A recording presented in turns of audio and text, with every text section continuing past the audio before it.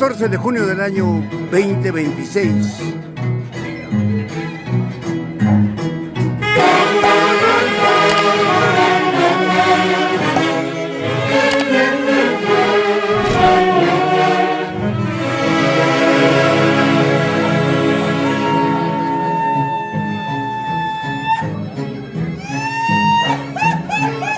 Nos encontramos en Huachipa, Lima, Perú.